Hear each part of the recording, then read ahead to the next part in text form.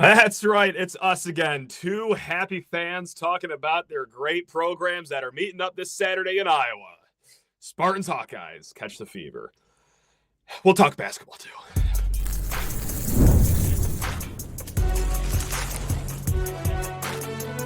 You are Locked On College Crossover, part of the Locked On Podcast Network. Your team every day. Today's crossover episode of Locked On Spartans and Locked On Hawkeyes is brought to you by FanDuel. Right now, new customers can bet just $5, and if your bet wins, you will get $300 in bonus bets to use across the app. Download the app today. Spartan friends, Spartan family, and Hawkeye Nation, we come together as one happy family. One side, I guess, more happy than the other. You guys are bowling at least, Trent. Does that get you fired up? Yeah, a trip to New York and not to see Christmas trees in December. That's right. Unless Iowa can find a way to win these final two games. But yeah, I mean, there's a lot of disappointment over here, a lot of frustrations. What would have been, should have been. You go back to a season ago. You remember when we made our way there, Iowa already had lost to Iowa State, but maybe they could salvage something. They were a preseason top 25 team. They kind of went all in the portal. This is the year, and they fell on their face. And one of the biggest ones is what happened to them in East Lansing a year ago. Here we are again, maybe not the same kind of national buzz, but maybe a path, more difficult schedule this year. And then tough loss to Indiana, another loss to Iowa State. And then what's happened these last 2 weeks against Oregon and USC, the woulda, shoulda conversations that I know you guys have had plenty about throughout the years. There's been a lot of those here in Iowa City. And yeah, a lot of frustration right now with our fan base. You guys have won at least in the month of October and or November, though. So, like, that's cool. I mean, that's something to be very envious of. Hey, for the fourth straight year, we are eliminated from bowl eligibility. And I usually do an exercise that I've refused to do this year just because I want to keep some shred of my sanity. And that is look up the APR scores to see if, hey, we were smart in the classroom last year to see if we could be one of these top 5 and 7 teams should we claw out 2 more wins to get to bowl eligibility. But this year I'm going to save my dignity and not even do that, not even get my hopes up, as it really feels like there's no juice left at all in this season here. And what's making matters even worse is the fact that we're hitting the road to Iowa to play as what is now 15.5-point underdogs. Like, there's nothing to really live for here. This is the worst way to handle a football game preview from my side of things, but I don't know, man. Like, hey, see the young offensive linemen that have struggled greatly in the last few games. Could they build some momentum late in the season for going to the next one? Alessio Milivojevic, the quarterback, can he, A, not get killed at Iowa, and B, show some good momentum going into the offseason that will not include a bowl game for the fourth straight year, Trent? I'm just as beaten down as humanly possible. This goes beyond sports. This goes beyond football or fandom. Do you have any life advice for me how to handle these next 2 weeks? Anything? Let's see. It's been a while since I was been that point. This is not to rub it in, I promise. Because there is nothing you could say that will upset me. So please, as bluntly as you want to say it, go for it, please. But at that time, it was, I go back to the beginning of the Kirk era. Now, that was 27 years ago, but it was about those things. And there were those signs at the end of his second season that they were making progress, though it wasn't showing up on the scoreboard, that they were making those strides. And it's little things. But the crazy thing is, Matt, is we did a crossover during the summertime. And I told you at that time, I heard from a couple of Michigan State people that I knew that there were already rumblings, and you were kind of dumbfounded, I think, by that in the offseason. Yeah. Is it going to be I want to get the temperature out there because, again, go back to last season. You guys blew us off the field. Iowa looked as bad defensively as they have in the Phil Parker era. Yeah. And now here's this program that just feels like a rudderless ship. Yeah. Is he looking for an escape hatch? Is that a possibility? Is it just, it's never been the fit? Because what I saw last year, Childs coming back, Nick Marsh coming back, it felt like this team is going to continue kind of building themselves up, and at minimum, it'll be a bowl team and maybe even a little bit better than that. How does it get this bad this quickly? Oh my God. How much more time do we have? Is this a 2-hour episode we're recording or no? It's a combination of a lot. I am very empathetic to the situation Jonathan Smith inherited from the Mel Tucker era. There were a lot of gaping holes in this roster he's tried to fill with transfer portal targets. And there's different conversations out there whether Jonathan Smith did or did not get what was promised as far as resources go in the NIL. Regardless, he had to stretch those dollars pretty thin. And here we are with a Big Ten roster that is anything but a Big Ten roster, right? I think that's been pretty apparent here after a few weeks. But he's done himself no favors either. On-field coaching gaffes. I mean, just lack of development from guys that were on last year's roster to this one. And here he is preaching for, hey, I just need another year to develop this roster. Well, golly gee willikers, Jonathan. You didn't develop the 4-star quarterback that you've had for now 3 years under your wing, and you haven't developed anyone from last year's roster going into this. So, yes, I am very empathetic that it has not been a good situation. It was going to be a slow rebuild, but this shouldn't be a bad enough situation where not only have you lost all 7 of your Big Ten games, but you've lost 6 of them by double digits, right? And you're not facing the murderer's row that you did last year. There's not Ohio State on the schedule. There's not Oregon on the schedule. So I'm not seeing any improvement whatsoever. That is why largely I am out now on the Jonathan Smith era, and I think a lot of fans are out on the Jonathan Smith era. But unfortunately, as the days keep getting closer to midnight of this season, it really seems like that there's going to be another year of Jonathan Smith. But it's interesting too, Trent, because while Wisconsin, Maryland, you want to go out of conference to a few schools, they have athletic departments that have voiced, hey, we're going to keep this guy around for 2026. We're going to financially back him. That's right. We're going to do this again. There's not a statement from Michigan State's side, which I want an outsider's perspective on that. Yeah. Is that interesting to you? Because I come from the camp that I actually don't mind that there's been nothing from Michigan State, especially if this first-year select director doesn't mean it. Mm-hmm. Talk to us like adults. Don't lie to us. And if he's not sold in on him, well, why would he say that? But I want to know your perspective. Sinking ship over here in East Lansing. It has been crickets from the athletic department. Your reaction is what, Trent? Well, I got 2 things that jump into my mind without obviously any kind of real background or any information behind it. But the way that I kind of go, I mean, for years and years, it was always called the dreaded vote of confidence, right?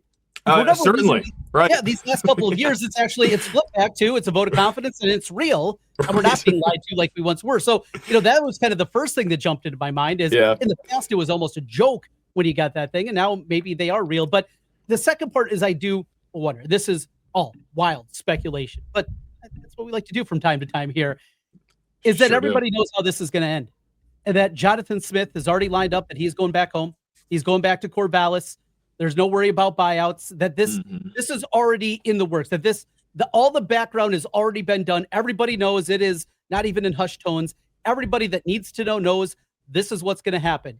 He is going to take the Oregon State job. Michigan State knows that. They're already vetting. They're already getting ready themselves. And this is a done deal. And that's why you're not going to put out a vote of confidence. Trent is spitting right now. We just talked about this not too long ago. This Oregon State connection thing, it's not 0% at all. I mean, and look, I'm keep on throwing this word out here, empathy. It comes out after last game that Jonathan Smith wasn't even aware that MSU was under investigation when he was interviewing for this job. And not only that, to make matters worse, but yes, his first season gets vacated. All, you can kind of one-hand the amount of wins. Save your jokes. We've heard them all. What against us?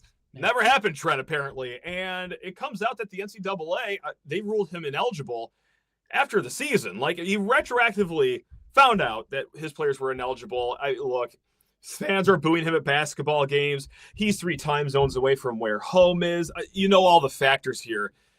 I wouldn't even blame the guy if he wanted to leave. I'd actually almost question him, like, why would you stay at this point, especially if Oregon State or some job over there is open. Home might be calling here. I don't think that's a 0% chance. And I got to say, I got this uncanny just feeling that maybe it could be Pat Fitzgerald for Michigan State here, because that interview he gave, I forgot where he gave it. I'm so sorry. We're supposed to know these things, but he gave a long interview, and the way he was talking really seemed like he was reading straight from a Michigan State press release, like, issued document.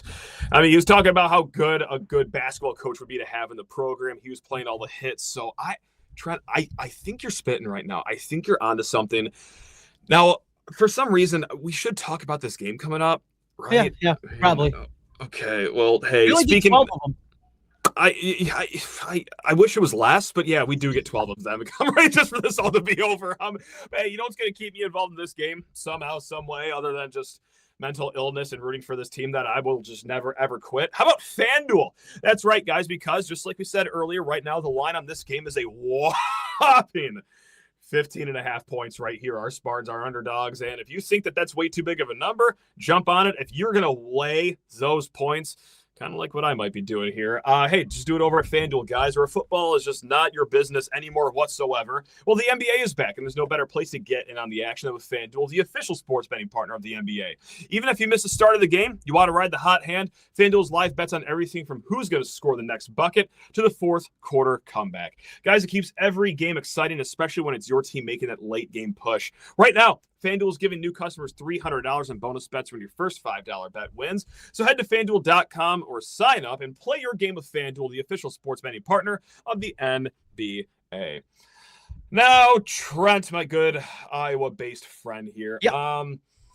What are you looking for in this game? Do you have anything to live for? Anything that you're just going to be scratching your chin over here? Or is this just another Saturday where you're staring blankly at a television screen, wondering where everything went wrong in every week leading up to this point? Not quite there. You're good. A little good for you. Than I am. Good for you. At this point, there are a couple of things. Obviously, Senior Day. It's Iowa Senior Day, so get to see these guys out there. 28 guys will be honored. Maybe one of the more surprising names that Kirk Ferentz mentioned that was not on the senior list is a guy that you guys know out there in Michigan, Cohen Entringer, a Michigan kid who comes to Iowa City. He had the rundown play in the Big Ten championship game on the punt return a couple of years ago. Mm-hmm. He might be departing. He's going to go through Senior Day ceremony. He's always just listed as a junior. So I think that was a little bit interesting, but it's a very deep senior class. Mark Gronowski, though, we just got him for a year, and disappointed in what he's turned out to be as a passer. He's been so much fun to watch as a runner this year and opening up, another dimension to this Iowa offense that needs plenty more dimensions to maybe get to 4D, what we're looking for. But those would be a couple of things. A lot of longtime guys on the defense, guys that have been around 4 or 5 years. Iowa's still kind of that stodgy old program. And that way, well, you get to know these guys. They play for a long time. So that'll be a component too. On the actual football field, though, between the lines, one thing, Kamari Moulton's been their number one running back. He was banged up at the beginning of the year. He's had a bunch of games this year where he's had 80, 85, 90 yards. He hasn't got to 100. Well, that feels like this should probably be a game where Kamari Moulton finally gets over the century mark for the first time this season and has a big one against that Michigan State rush defense. So we're talking about the few things that we're watching for over here. Alessio Milivojevic, second-year quarterback, young kid. He gets the start over Aiden Childs 3 weeks ago, 2 games ago, after the bye weekend. Looked really solid against Minnesota, right? Mm-hmm. Took a little bit of a step back against Penn State, but that's because he was getting mauled throughout the entire game against the Nittany Lions, just like he was against Minnesota. So not only are we just, seeing how he progresses the last 4 games of the season, all that fun. Another thing I'm looking for is he going to survive? Is he going to get back on this team playing and actually live through this game? Because our offensive line, A, not good to begin with. B, also plagued by injuries. Again, the injuries are not the only issue with this offensive line, but this is where we're at so far this season. So my next question to you, Trent, is how is your pass rush right now? Like, should the ambulance just be on the field during the game or just right off on the sideline? What do you think for our good friend Alessio here? When you look at the 6-4 Iowa team, I think one of the more disappointing aspects has been their lack of a pass rush. Okay. You go back, you bring back 2 seniors that played a lot of football on the defensive end positions, Ethan Herkett and Max Llewellyn. And both those guys have had okay years, but they haven't had tremendous years. They're not your traditional edge rush guys. They haven't been good at that. The 2 younger guys, the 2 backups, Brian Allen and Kenneth Merriweather, are kind of more in that mold, more of that speed athlete off the edge. But it's been disappointing. In the middle, Aaron Graves is really good. Their defensive tackle. They have a couple of transfers that came in that are helping out in the middle there. But overall, the pass rush has been a disappointment when you're talking about the defensive line. Here's something, though, that has been much different about this Iowa team in the 15 years now of Phil Parker running the defense. They're blitzing more than they ever have before. Okay. And unfortunately, they didn't blitz a ton last week against USC when I think they should have at different moments. They sat back and just let Mayeva pick them apart during the second half of that football game. But they're bringing pressure a lot more. I mean, you go back to maybe when Iowa's best performances this year, the loss to Indiana when they had them on the ropes and you complete a screen pass, you got a chip shot field goal to beat Indiana. And we can tell, Lockdown Hoosiers, Jacob to shut up. But that aside, This team has brought pressure more, and I think there's a couple of reasons. A, defensive line hasn't just got there. The linebackers have not been very good, so they're bringing pressure from the safeties. They're bringing pressure from especially Xavier Wampa. Xavier Wampa, he was a 5-star kid, one of the few 5-stars that Iowa gets. A kid here from Central Iowa, where I'm located, that decided to stay home. Kind of been a disappointment, but one thing, he is excellent. He is so good at timing up those blitzes coming in from his safety position. However, here's another component to this game. TJ Hall left the game. Their top cornerback left the game against USC in the second half of that one. He was in a sling after the game. That was the one of the injuries that Kirk Ferentz talked about Tuesday, but like he was the most tepid about him actually being able to play Saturday. If that's the case, they'll take their other safety, guy that plays their cash position. He will move over to cornerback, Zach Lutmer. That's right. Yes, I will be starting yet another white cornerback, going from Riley Moss to Cooper DeJean. Classic. Yes, those guys that are the first 2 white cornerbacks in 20 years to be playing in the NFL. 2 of them from the same place. And here comes your third, is Zach Lutmer, who will be the next one that'll be coming. You'll see him lined up there at quarterback. It's absolutely crazy. But finally, it's serious. You have to go back to Jason Sehorn before Riley Moss. Believe it. That's crazy. Oh, goodness gracious. This is not a race conversation. This is just reality. Just a fact of the matter conversation. Right? They got another one, Zach Lutmer, coming up. But they're going to have to be shifting things around. Because of that, though, I do wonder if they are struck. You know, this defensive line, even against this Michigan State line that struggled, they're still not able to get there. If they're going to be confident because they're shifting a bunch of defensive back positions around to bring that kind of pressure, or is Iowa going to go back to more traditional Phil Parker, sit back, sit in cover 4, sit in cover 3, keep everything in front of you? If that's the case, we saw it a year ago, Michigan State just pick them apart. That is fascinating about the lack of blitzing last week. And I do wonder, what's the game plan going into this one, because Minnesota, they were a little happy with the blitz. And Alessio, according to Pro Football Focus, he was 13 of 13 against the blitz. He was dynamite getting that quick pass off. And then Penn State, yes, blitz, but not as much, because maybe it was because they saw how well he did against the blitz in the game prior. And also, Penn State had no problem getting to the quarterback with just 4 men. Like, they didn't have to blitz necessarily. Danny Dennis Sutton, whatever that monster's name is, it was just terrorizing us the entire afternoon here. So that's going to be an interesting wrinkle in this game. But Trent, riddle me this here. 15.5 point spread. Like, what would have to happen on your end for this game to even get a little sweaty? What's the biggest fear going into this one? Is it just like reading the schedule wrong and not showing up on time for the game, or is there actually something you see a little bit more concerning in this one?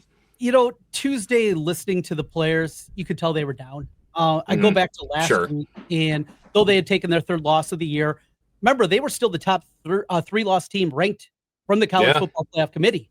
Yep. And there was still a path with a win against USC wrapping up here. They need some carnage, but there was still a path. Mark Rudowski mentioned that time. He never lost 3 games in his career, not just at South Dakota State, but in his high school career. He never lost 3 games before. It's crazy. Yeah. And now you take another L and another disappointing, and you let another lead slip away. What is the mental state of this team? No, you go back to that Michigan State a year ago, Iowa didn't show up. You could tell that was not a team mentally prepared to play in that football game. And that's something that's just so rare under Kirk Ferentz, but it does happen from time to time. So you have that. The weird senior day stuff, right? We've seen this happen before where, think senior day, these guys, well, there's emotions, there's different things that's going through it and walking out there for the final time, all the extras that go there. It's not automatic that you're going to play well in that senior game. So I think that's yet another component that you look at. And I have visions of last year, and I watched that Michigan State Minnesota game. So you got to help me out with Alessio's last name, because you talk very fast as I do, Matt. So yes, slow it down. I get excited. Get it correct here. I'm going to guess first, but before we get it, I'm going to take the guess. All right, Alessio, got that part. That's the easy part. Milivojevic. No, not close. Bad. Not bad. And I'm like the worst jury because I butcher every single person's name. But the reason that I'm like 95% confident on this is because I actually sat down with Alessio and his dad a few years ago when he committed. It was great. So they broke it down syllable by syllable. And I'm almost positive it's Milivojevic. Milivojevic. Maybe got to put like some stank on one of those syllables, but I'm pretty sure that's how it's said right there. My background's in German, so I really struggle with some of those kind of names. And I just struggle just because I'm not too bright. That's where I that comes from on my end. So there we have it. Do you want to talk basketball? Just to That would put be a smile great. on anyone's Yes. face right now. Okay. Let's go see. Hey, this is going to pick up here. Let's go for both of us. Both of us are looking pretty good so far. There is not a single loss amongst us. Look at us go, Trent. Just two basketball powerhouses. Both teams 4-0 right now. You guys are already a top 15 adjusted offensive efficiency team, according to Bart Torvik. And look, Ben McCollum just 4 games into his tenure. Bennett Stirtz, it doesn't seem like there's much drop-off at all so far. I mean, is it just all sunshine and flowers over there so far? This honeymoon phase has to be at its peak right there in Iowa, right? It is. And, you look back at the Fran McCaffrey era, and Matt, you remember a lot of those games. I mean, there were some good games. Yeah. Iowa played really well towards the back end of the series at the end of the McCaffrey era after a whole lot of ugliness in the beginning part of it, at least against Michigan State. But Fran McCaffrey brought Iowa back, got him back to relevancy. Good enough most years to make the NCAA tournament, never break through, though, and get to the second weekend. And we got to go all the way back to my freshman year of college, as I watched it at One-Eye Jake's in 1999, last time I was in a Sweet 16. For all the success that they had, that's been kind of what they've been hoping for, is breaking through. There was a reason that they let Dr. Tom Davis go, because he couldn't get them to the next level. And they haven't been close to that level ever since. So you bring in a guy now, after Fran McCaffrey, it worn thin. The fan base had checked out. It was the same thing. You're going to score. It's going to be entertaining, but you're going to play crap defense. You're going to get beat by good teams, and you're not going to be able to get to that second weekend. People had checked out. You bring in a completely different guy in Ben McCollum. And Ben McCollum is a guy that has been known well before he made the jump last year to the Division I level. When he was at Northwest Missouri State, this guy was called a basketball savant. There were people across the country, people in NBA circles, that talked about what he does X's and O's wise as good as anybody in all of college basketball, regardless of the division. Yet nobody would take a shot until Drake finally did a year ago, and we see what happens. They get to the round of 32. They upset Missouri in the first round. They go blow for blow against Texas Tech. And when you bring in a guy like that, that's an Iowa guy, was born in Iowa City, grew up in the state, went to basketball camp as I did with Dr. Tom Davis back in the day. He's done and played all the right notes. They're going to look a lot different.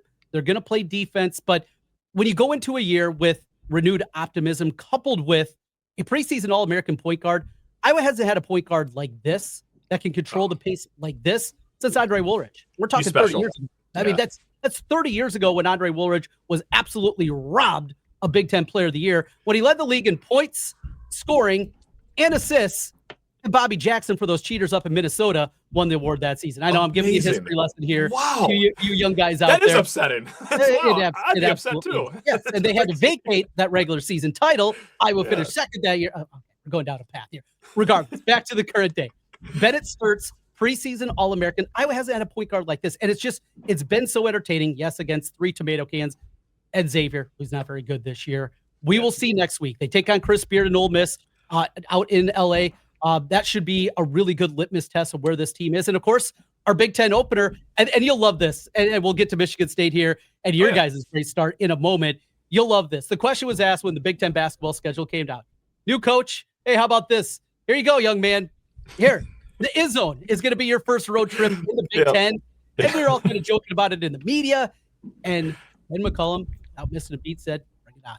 He wants that. He relishes that. He wants to go in to the most difficult environment in the Big Ten. That's how he's wired. Does he have the horses to compete with Michigan State? We'll see on that front. Likely not. But I think a tournament team here in year number 1, but it feels like the right guy. That is a good point about scheduling, because I was kind of nervous because on Thanksgiving, we're looking at North Carolina. We're playing that game in Fort Myers. And then on December 6th, okay, we're hosting Duke. Those are 2 very tough opponents. That's enough time for the Big Ten to have snuck like 2 games in there. I was a little nervous. Okay, they're going to stick another road game out at us. Like, are the gods going to smile on us for this Big Ten schedule? And certainly, just like we talked about, not a cupcake walkover, of course, but you feel a lot more comfortable at home just having one game between that North Carolina and Duke game. But that is quite the 3-pack of games coming up for Michigan State here. We got to, of course, get through Detroit and Mercy on Friday. Woo, that's right. And then East Carolina down with the Pirates. But yeah, North Carolina and Fort Myers. And then it's Iowa and Duke all at home. But until then, I'm loving what I'm seeing from this team so far. I mean, the big storyline, we talked about it. We did this big roundtable discussion for the Champions Classic on the Locked On Podcast Network. The number one Locked On Podcast Network, that's right. And the storyline that I had was, what's life after Jace Richardson? Because that guy was dynamite, a lightning rod, clearly an NBA-level player, which is why he left after his freshman year. So I was wondering, okay, we still have the defense, we still have the rebounding, but where's like the scoring? Because we aren't doing much of that so far this year. Then you blow up for 50% shooting against Kentucky in the Champions Classic, but it was even more than that. It was more than the offense.